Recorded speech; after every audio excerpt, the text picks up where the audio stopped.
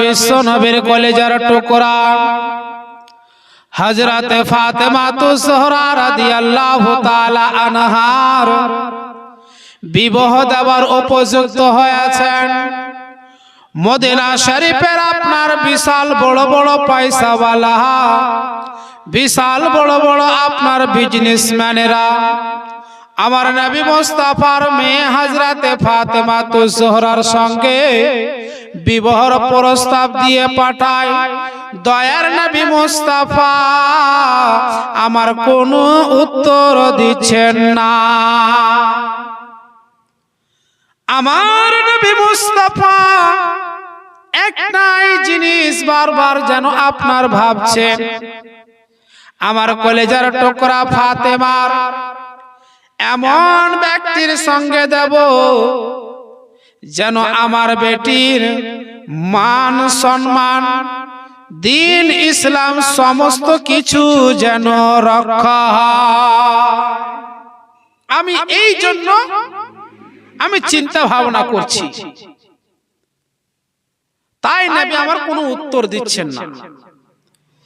কিতাব লেখক লিখছেন, আমার বিশ্ব নবীর দরবারে সাহাবায়ে কেরাম বিবাহের প্রস্তাব নিয়ে উপস্থিত হয়েছেন। বড় মনে আশা নিয়ে নবীর প্রিয় সাহাবী হযরতে আবু বকর সিদ্দিক, হযরতে উমর ফারুক আযম বড় মনে আশা নিয়ে বিবাহের প্রস্তাব নিয়ে হাজির হয়। রে বাপ, আমার দয়ার নবী মুস্তাফা কোনো উত্তর দিলেন না। হযরতে উমর বলছেন, ইয়া রাসূলুল্লাহ, তাহলে এবার আমরা আসি। হযরত উমর এবং আবু বকর চলে আসছেন। হযরত উমর আবু বকর সিদ্দিককে ডেকে বলছেন, ভাই আবু বকর, আমার একটা কথা বারবার দিলের মধ্যে আসে। আবু বকর বললেন, কি কথা বলে ফেলো। হযরত উমর বললেন, ভাই আবু বকর, আমরা নবীকে জান প্রাণ দিয়ে মোহাব্বত করি, ভালোবাসি। আমরা নবীর মেয়ের সঙ্গে বিবাহের প্রস্তাব দিলাম বড় মনে আশা নিয়ে। নবী আমাদের বিবাহের প্রস্তাবটাকে মানল না। তার মানে কি যে নবী আমাদের কি ভালোবাসে না? হযরত আবু বকর সিদ্দিক বললেন, ভাই উমর, কথাটা এটা নয়। আমার নবী এই জন্য রাজি হচ্ছেন না যে আমার মহান রাব্বুল আলামিন রাজি হতে গেলে আমার দয়ার নবী মুস্তাফা রাজি হয়ে যাবে, তাই নবী রাজি হয়ে যাচ্ছেন না। এই কথাবার্তা করার পরে হযরত আবু বকর বলছেন, ভাই উমর, আমাদের মধ্যে এমন এক ব্যক্তি আছে, তিনি যদি বিবাহের প্রস্তাবটা দেয়, আমার মনের আশা যে নবী আমার মেনে নেবে। হযরত উমর বললেন, ভাই আবু বকর, তাড়াতাড়ি করে বলো সে ভাগ্যবান ব্যক্তিটাকে। তখন আবু বকর বললেন, ও ভাই উমর, শুনো শুনো, তার নাম হচ্ছে হযরতে মাওলা আলী। তাই সে হচ্ছে হযরত আলী শেরে খোদা। হযরত উমর ফারুক আযম বলছেন, বেরাদার, একটু ধ্যান দিয়ে শুনবেন। হযরত উমর বলছেন, ভাই আবু বকর, এটা কেমন কথা বললে?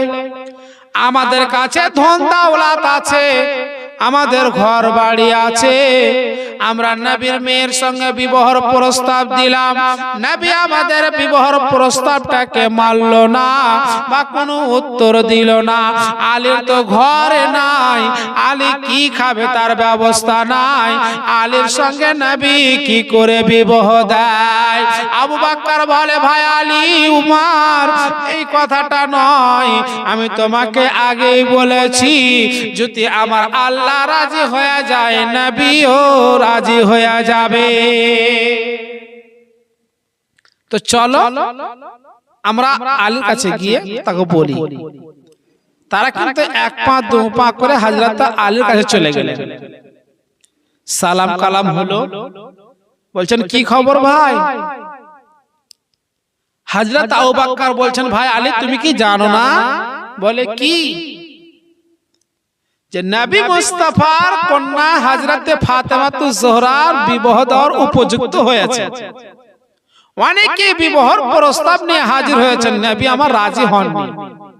ভাই আলী আমার মনে হয় তুমি যদি বিবাহর প্রস্তাবটা দাও নবী হয়তো মেনে নেবে। জোরে বলুন সুবহানাল্লাহ। হযরতে মাওলা আলী বললেন ভাই আবু বকর এমন কথা বললে যে আমি বলতে পারবো না, কারণ যেই নবীর হাত ধরে যেই নবীর উঙ্গলি ধরে আমি এত বড় হয়েছি, যেই নবীর বাড়িতে আমি লালন পালন হয়ে এত বড় হয়েছি, আবার সেই নবীর মেয়ের সঙ্গে বিবাহর প্রস্তাবটা দেব, এটা আমার দ্বারাই হবে না। এটা কি হয়? আমি হচ্ছি গোলাম, আর গোলাম হয়ে আকার মেয়ের সঙ্গে কি করে বিবাহর প্রস্তাব দেব? আলীকে আবু বকর উমর বলছেন ভাই আলী তুমি দিয়ে তো দেখো। এই কথাবার্তা ফাইনাল হয়ে যায়। হযরতে মাওলা আলী আমার নবী মুস্তাফার দরবারে গিয়ে হাজির হলেন। সালাম জানাচ্ছেন, আসসালাতু ওয়াসসালামু আলাইকা ইয়া রাসূলুল্লাহ, আসসালাতু ওয়াসসালামু আলাইকা ইয়া হাবিবাল্লাহ। নবী গো আমি আপনার দরবারে হাজির হয়েছি। আমার নবী মুস্তাফা বলছেন হ্যাঁ আলী দেখতে পাচ্ছি তুমি হাজির হয়েছো, কিছু কি বলবে? হযরতে আলী এক কথাই বলছেন নবী গো আমি আপনার মেয়ের সঙ্গে বিবাহর প্রস্তাব নিয়ে এসেছি। আমার নবী মুস্তাফা বললেন ও আলী তুমি তো আমার মেয়েকে বিবাহ করবে, তাহলে বিবাহ করতে গেলে তো খরচা আছে রে আলী, বলো তোমার কাছে কি আছে? তুমি কি মোহরানা আদায় করার মতন টাকা আছে? হযরতে আলী বললেন ইয়া রাসূলুল্লাহ আমার কাছে কি আছে বা না আছে সেটা তো আপনি জানেন। আমার নবী বলেন ও আলী তোমার মুখ দিয়ে শুনতে চাই, তোমার কাছে কি আছে তুমি বলো।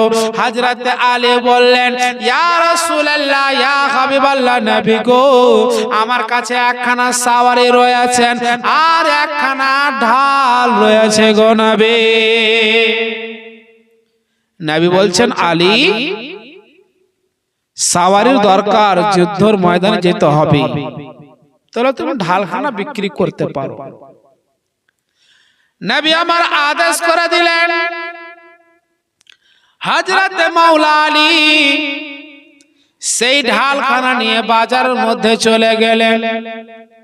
সারা দিন অতিবাহিত হয়ে গেল, আপনার ওরকম উপযুক্ত আপনার খরিদ্দার না পাওয়ার কারণে হযরতে আলী আপনার সেই ঢালখানা নিয়ে নবী মুস্তাফার দরবারে যে হাজির হলেন।